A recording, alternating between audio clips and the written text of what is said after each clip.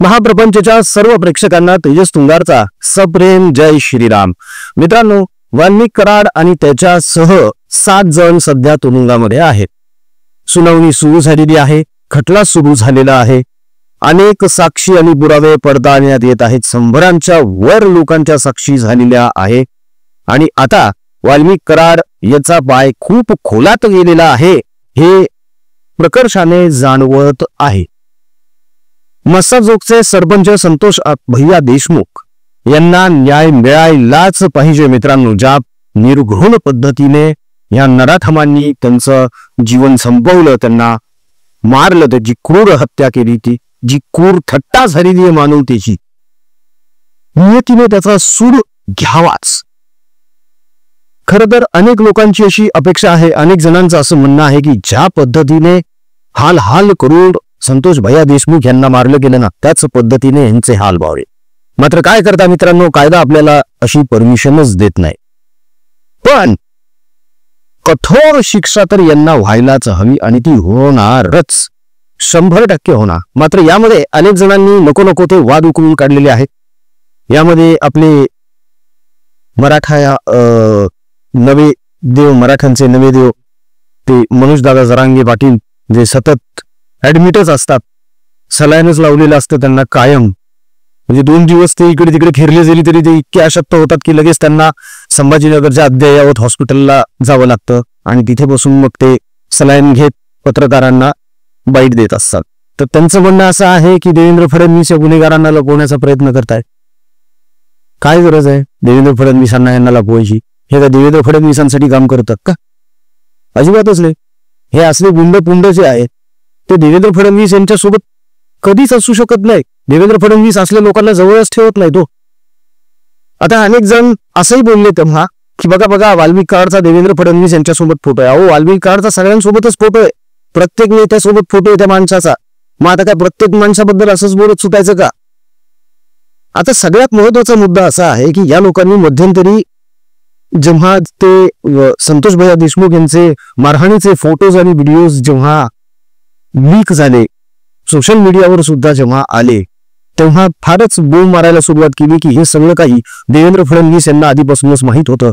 मात्र देवेंद्र फडणवीस यांनी काहीच ऍक्शन घेतली नाही आणि खरं तर धनंजय मुंडे यांचा तेव्हाच राजीनामा घ्यायला पाहिजे होता।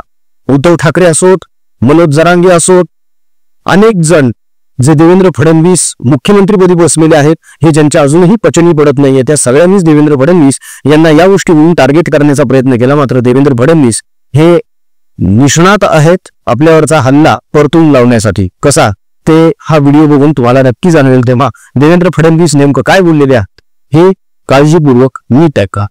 की जे काही व्हिडिओ किंवा फोटो काल आले हे आधी सरकारकडे आले होते कि नहोते? तो फोटो तो सरकार के पास पहले आए होंगे। जिस प्रकार सरकार के सीआईडी ने ये सब इन्वेस्टिगेशन किया है तो होम मिनिस्टर के पास, सीएम के पास तो पहले आए होंगे। ये जो सारी चीजें या जो फोटोग्राफ भी लोगों के सामने आ रहे हैं, इसलिए आ रहे हैं, ये फोटोग्राफ किसी ने ढूंढ कर निकाले हुए नहीं है, ये पुलिस ने खुद ढूंढे हैं और पार्ट ऑफ चार्जशीट इसको किया हुआ है।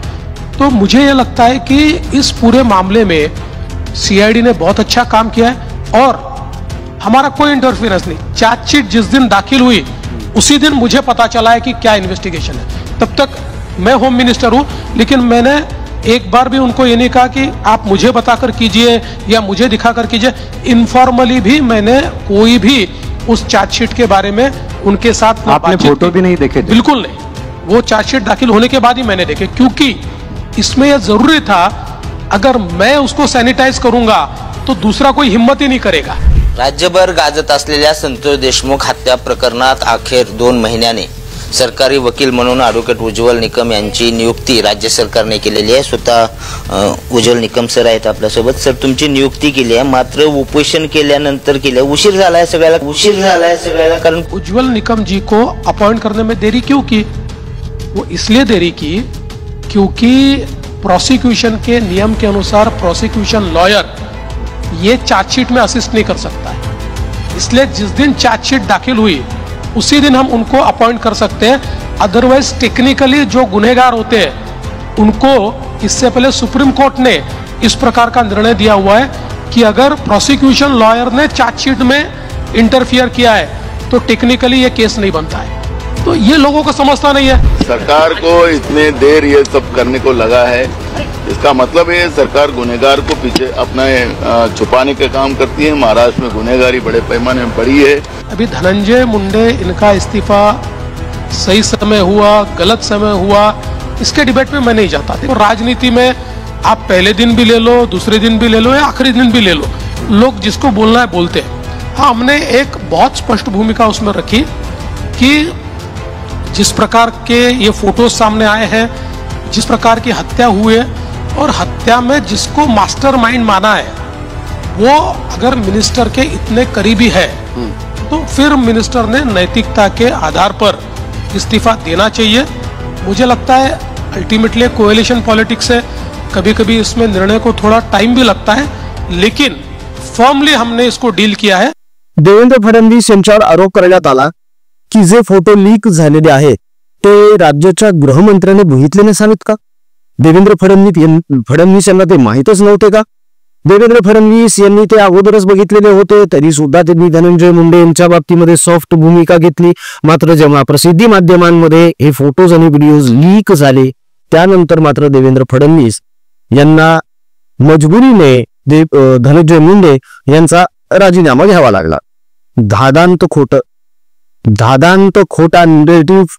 त्याचं कारण असं आहे की देवेंद्र फडणवीस यांनी स्पष्टपणे सांगितलेलं आहे की फ्रॉम द डे वन पोलिसांना आणि तपास यंत्रणेला, सीआयडीला, सीबीआयला या सगळ्यांना स्पष्ट निर्देश होते गृह मंत्रालय, महाराष्ट्र राज्य सरकारचे की कुठल्याही दबावाखाली काम करू नका, तुम्ही स्वतंत्र आहात तुमचा तपास करण्यासाठी, कोणाचंही ऐकण्याची अजिबात गरज नाही। जोपर्यंत तुमचा तपास पूर्ण होत नाही, चार्जशीट दाखल होत नाही, तोपर्यंत तुमच्या तपासाची माहिती कोणालाही उघड करण्याची काहीही गरज नाही। आणि त्याचप्रमाणे मी सुद्धा त्या तपासामध्ये कधीही ढवळाढवळ केली नाही। मी पोलिसांना, तपास यंत्रणेला त्यांचं कार्य करू दिलं। मात्र जेव्हा चार्जशीट दाखल झालं तेव्हा हे सगळे प्रकार समोर आले। हे सगळे फोटोज आणि व्हिडिओज मी तेव्हाच बघितले जेव्हा चार्जशीट दाखल झालं आणि ते बघितल्या धनंजय मुंडे यांना मी राजीनामा देण्याला भाग पाडलं। यानंतर आणखी एक आरोप असा झाला की आपले जे वकील आहेत, सरकारी वकील, विशेष सरकारी वकील उज्ज्वल निकम साहेब यांची नियुक्ती सुद्धा खूप उशिराने करण्यात आली। आता त्याचं सुद्धा कारण आहे, काय असतं की आपल्याकडे कायदे ना काही लोकांना अजिबातच माहित नाही, त्यामुळे आपण घाईघाईमध्ये बोलून जातो आणि मागण्या करायला लागतो। कायदा काय सांगतो? सरकारी वकील हा तेव्हाच अपॉइंट केला जाईल जेव्हा तपास यंत्रणा त्यांचा तपास करून चार्जशीट दाखल करतात। या तपासामध्ये अडथळे निर्माण होऊ नये किंवा तपासाला वेगळं वळण लागू नये, वेगळी दिशा लागू नये, यासाठीच या वकिलांना तोपर्यंत उघड केलं जात नाही, त्यांचं नाव सुद्धा उघड होत नसतं। आणि म्हणून जेव्हा चार्जशीट दाखल करण्यात आलं तेव्हाच उज्ज्वल निकम यांचं नाव पुढे आलेलं आहे। मात्र आपल्याकडे खोटा नरेटिव्ह पसरवण्याची जी जुनी परंपरा चालत आलेली आहे की अजूनही सुरूच आहे मित्रांनो। आणि आता तर देवेंद्र फडणवीस मुख्यमंत्रीपदी विराजमान झाल्यामुळे अनेकांचा पोटशूळ वाढलेला आहे, अनेकांचा मूळव्याध पुन्हा पुन्हा ठणकायला लागलेला आहे आणि बर्नआउट मुवमेंट रोज अनुभवावी लागत आहे। आणि हीच सगळी मंडळी रोज उठून खोटा नरेटिव्ह पसरवत आहे। मात्र सुज्ञ लोकांनी यांच्या या खोट्या नरेटिव्हला अजिबातच बळी पडू नये याचसाठी आजचा हा व्हिडिओ प्रपंच। महाप्रपंचतर्फे महाप्रपंचच्या सर्व प्रेक्षकांना विनंती करण्यात येत आहे की ज्याप्रमाणे तुम्ही कमेंट्स करता त्याचप्रमाणे तुम्हाला जर असं वाटत असेल की एखाद्या विषयावर तुम्हाला तुमचं मत स्पष्ट आणि निर्भीडपणे मांडायचं आहे तर तुम्ही तुमचा व्हिडिओ बनवा आणि तो आम्हाला 8855099843 या व्हॉट्सअप क्रमांकावर नक्की पाठवा।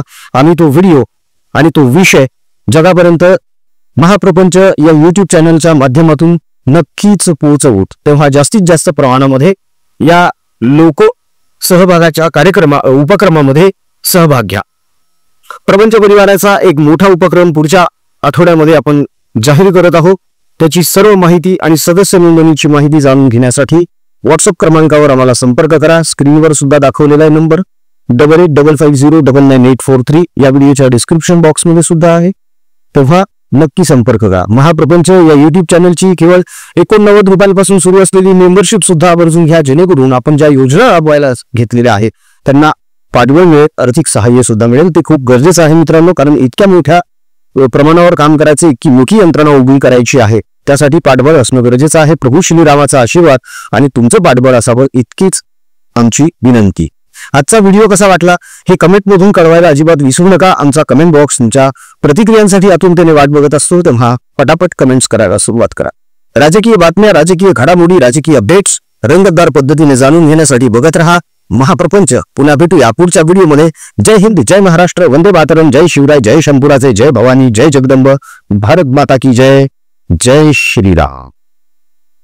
रघुपति राघव राजा राम, पतित पावन सीताराम.